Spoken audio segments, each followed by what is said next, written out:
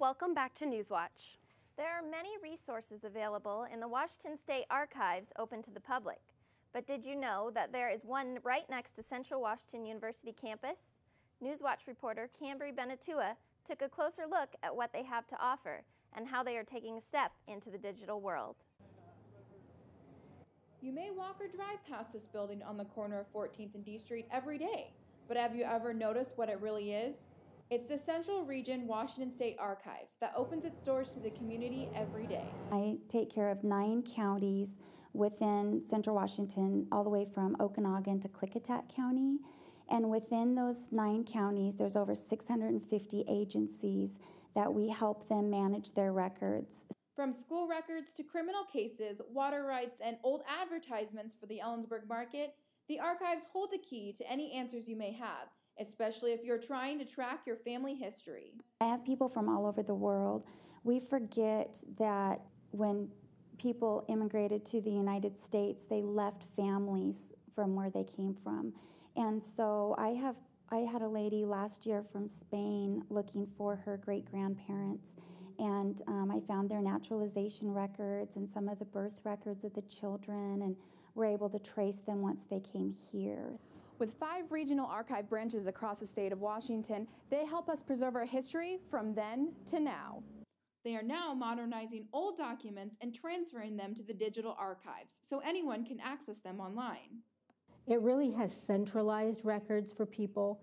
They can search from their home for records from any agency, any city, any county, any state agency that has transferred their records to the digital archives. We want to enhance access by allowing the public to also search for records by agency. The archive staff works daily to preserve history and make it accessible to the public.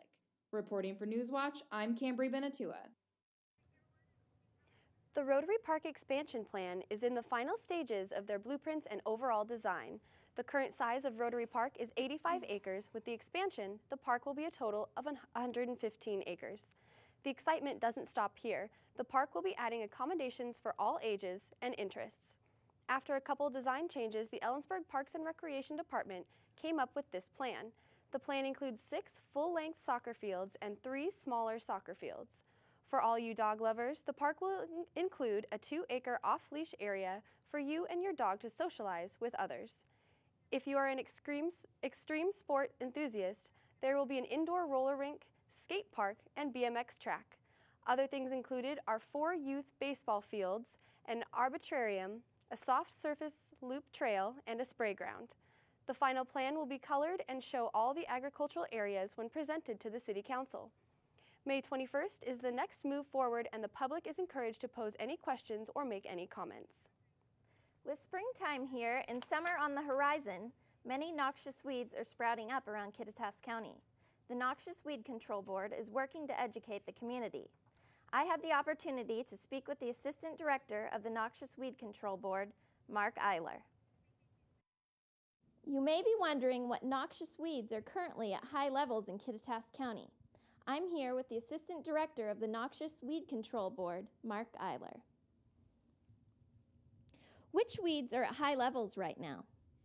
2 species in particular that we're going after right now are hoary cress, also known as white top. It's a perennial mustard that we aggressively go after this time of year, and also scentless mayweed, or scentless chamomile, it's also known as. And that's kind of a persistent little annual that produces a lot of seeds, anywhere from 100,000 to 300,000 a year. So those 2 species in particular we go after pretty aggressively in the spring. And what's being done to prevent those? Our first goal is always just education. So landowner education is the first goal. So we have inspectors that cover the entire irrigated valley and some of the non-irrigated lands as well. And we contact landowners where these invitations occur.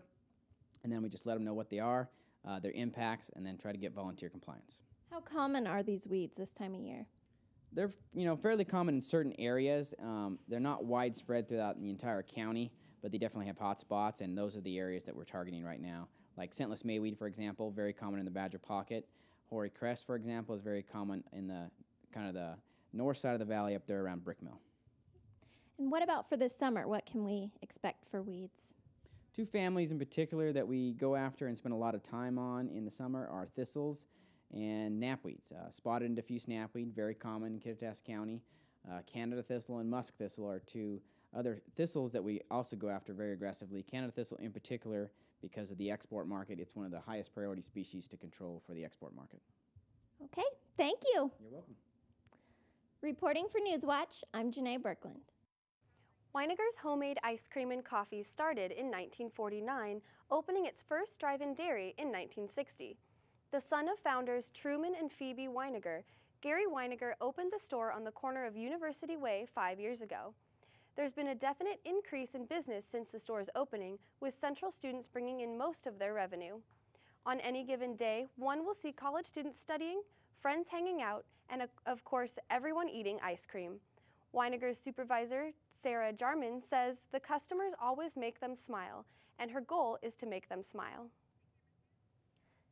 Coming up on Newswatch, we will visit Mike Ramirez in the Weather Center for our forecast. Be sure to stay with us.